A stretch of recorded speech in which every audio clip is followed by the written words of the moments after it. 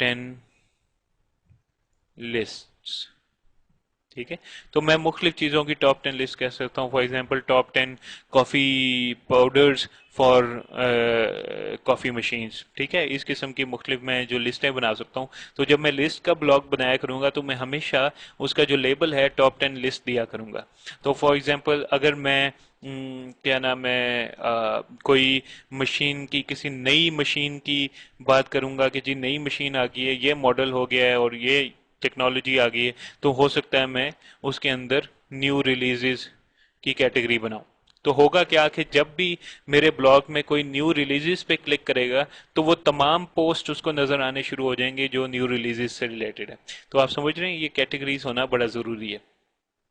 तो publish post and this should give us our thing कि उसने कहा है कि your blog post publish successfully, तो आपने अपना पोस्ट कर दिया है। अगर आप इस पे क्लिक करेंगे तो आपका पोस्ट एक नई विंडो में आपको नजर आएगा। तो आपको पता चल गया red coffee machines dot blog spot dot com, और आप देखेंगे मेरा टाइटल भी है home of red coffee machines. कुछ उसने अपनी तरफ से विजेट्स यहाँ पे डाले हुए हैं। ठीक है, ये मेरी प्रोफाइल वगैरह सब कुछ आ गई। ये कमेंट सेक्शन आ गया लेफ्ट साइड के ऊपर। और आप ये देखेंगे जो पोस्ट मैंने किया था, तो top 10 red coffee machines of 2009, वो पोस्ट मेरा इधर लेफ्ट साइड पे नजर आ रहा है। और जिस किस्म की आपकी टेम्पलेट होगी उस टेम्पलेट से रिलेटेड आप इसके अंदर काम कर सकेंगे, और उस टेम्पलेट से रिलेटेड आपको यहाँ पे ये जो है रिजल्ट जो है वो आपको नजर आएगा। So we will then continue on the blogger and look at some other options जो कि हमारे पास अवेलेबल हैं। जी, तो अभी हम जिस सेटिंग के अंदर हैं वो हमारी मोनेटाइज सेटिंग है, और this is where you can actually make money with Google. क्योंकि गूगल के एडसेंस प्रोग्राम जो है वो उन लोगों के लिए है जो कि अपनी साइट्स पब्लिश करते हैं। जैसे आपने अपना ब्लॉग बनाया है और उस ब्लॉग पे वो गूगल के एडवर्ड्स रन करना चाहते हैं। ठीक है, तो यहाँ पे उन्होंने, क्योंकि ब्लॉगर गूगल की ही मलकियत है, तो उन्होंने आपको बिल्ट इन एक फीचर दे दिया है कि किस तरीके से आप इसको कर सकते हैं। अगर आप मोर एडवांस्ड फीचर्स में जाएं तो फिर आप एक्चुअली google.com/adsense में जा सकते हैं, और वहां जाके आप अप्लाई कर सकते हैं एक गूगल एडसेंस अकाउंट के लिए, ताकि वो आपको वो कोड दे दें जो कि कोड कॉपी पेस्ट करके आप अपने ब्लॉग में लगा सकें या किसी भी साइट में लगा सकें, चाहे वो ब्लॉगर हो या कोई और। लेकिन क्योंकि हम ब्लॉगर में काम कर रहे हैं और यहाँ पे ये फ्री अवेलेबल है, इसलिए हम इसको यहीं पे देखेंगे। तो मेक मनी विद एडसेंस, आप चूज कर सकते हैं कि आप अपने टेम्पलेट में कहाँ कहाँ ऐड देखना दिखाना चाहते हैं।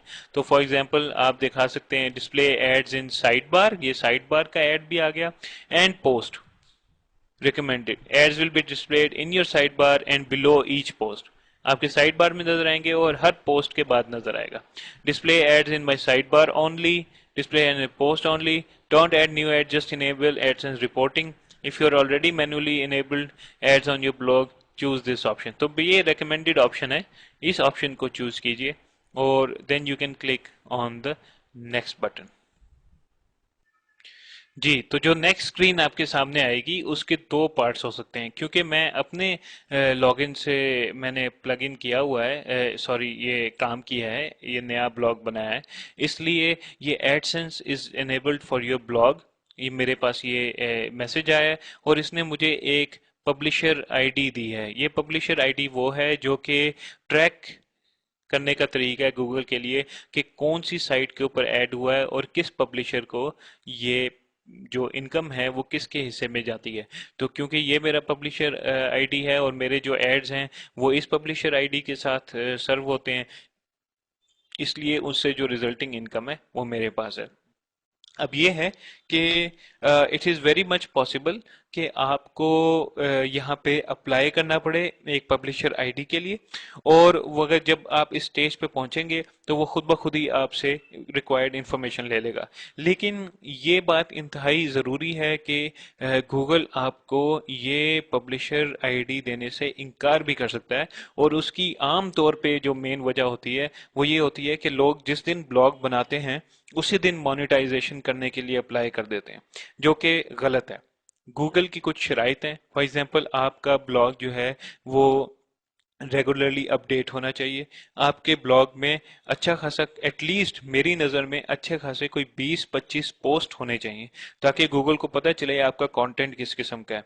और गूगल को ये होना चाहिए कि ये कॉपी पेस्टेड कंटेंट नहीं है, ये एक कोशिश की गई है यूनिक और अच्छे कंटेंट बनाने की।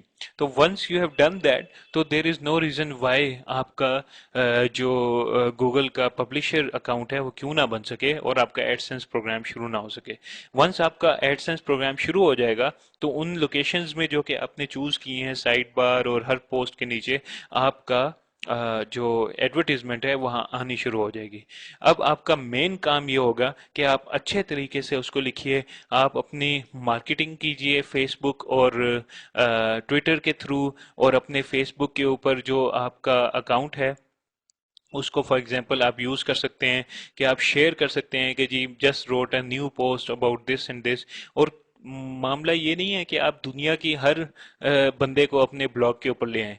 आपका जो ब्लॉग से रिलेटेड लोग हैं, जो कि जैसे रेड कॉफी मशीन्स पे मैं बात कर रहा हूँ, एक मैंने एग्जांपल लिया है, तो अगर वो लोग मैं अपनी ट्रैफिक लेके आऊंगा, वो उन लोगों को इनवाइट करूंगा अपने वेबसाइट के ऊपर जो कि रेड कॉफी मशीन्स में इंटरेस्टेड हैं, तो मेरी इनकम बढ़ने का चांस ज्यादा है, बजाय कि वो लोग आए जो कि इंटरेस्टेड ही नहीं है, वो आएंगे एक दफा ब्लॉग पे और चले जाएंगे। तो मेन गोल मेरे बिजनेस का सिर्फ एड पे क्लिक करवाना नहीं है। मेन गोल मेरे बिजनेस का ये है कि मैं अपनी कम्युनिटी बनाना शुरू करूं, एक रेगुलर फॉलोइंग बनाना शुरू करूं, रेगुलरली रेगुलरली हर दिन एक या दो जो है इंटरेस्टिंग पोस्ट्स में लिखूं। और जब मैं वो ये कंटिन्यूसली कर दूं, ये बड़ा इजी है समझना कि यार एक दो पोस्ट में डेली कैसे लिख सकता हूं, लेकिन आपके इर्द गिर्द इतनी ज्यादा इंफॉर्मेशन है, तो आप उसको गैदर करना सीखिए, अपने गूगल पे सर्च कीजिए, अपने खुद आपका पैशन होगा, आपने एक चीज चूज की है, आपने जो कीवर्ड रिसर्च की है, उससे आपको ये सारा डेटा पता चलेगा कि लोग क्या चीज ढूंढ रहे हैं आपकी फील्ड में। जैसे मैं एक फील्ड ले सकता हूँ डॉग फूड, उसके अंदर लोग किस चीज में इंटरेस्टेड हैं, लोग हेल्दी डॉग फूड में इंटरेस्टेड हैं, वीगन डॉग फूड में इंटरेस्टेड हैं, डॉग फूड फॉर पपीज में इंटरेस्टेड हैं, मीटलेस जो डॉग फूड जैसे वीगन है उसके अंदर इंटरेस्टेड है। तो बहुत ज्यादा लोग चीज़ों में इंटरेस्टेड होते हैं, और आपको अपनी रिसर्च के दौरान ये पता चल जाना चाहिए कि लोगों का इंटरेस्ट किस चीज़ में है, और आप अपने ब्लॉग को भरेंगे उस किस्म के कंटेंट से जो कि कीवर्ड रिच होगा, जिनकी टाइटल अच्छे होंगे, जिसका लिखने का अंदाज जैसे मैंने बताया उस तरीके से होगा, और उसमें आप अच्छी अच्छी पिक्चर्स जो है वो डालिए। आप गूगल सर्च करके भी ले सकते हैं, लेकिन मेक श्योर कि ऐसी पिक्चर्स ना हो जो कि कॉपीराइटेड हो और आपको उसमें कोई मसला ना पेश हो। अगर आप YouTube वीडियोस ला सकते हैं, तो YouTube वीडियोस भी एक ऑप्शन है कि आप अपने जो ब्लॉग के अंदर अगर आपको इंटरेस्टिंग वीडियो मिलती है तो वो शेयर कर सकते हैं। तो एक हेल्दी मिक्स होना चाहिए आपके ब्लॉग का, ओरिजिनल कंटेंट का जो बिल्कुल आपका अपना कंटेंट है, उस कंटेंट का जो कि आपने कहीं और पढ़ा है या किसी और ने पोस्ट लिखा है, आप उस पोस्ट का लिंक देकर आप उसके ऊपर अपनी ओपिनियन और रिव्यूज लिख सकते हैं।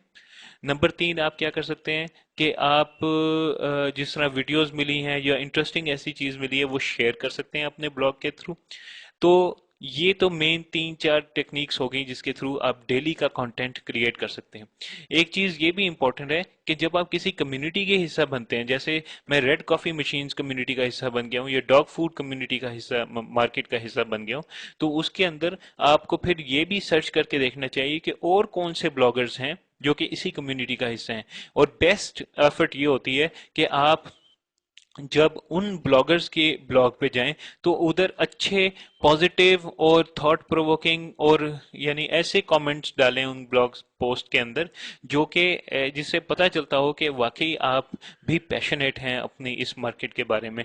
और उसमें बड़ी आराम से हर कमेंट जो होता है उसमें 3 सेक्शन होते हैं।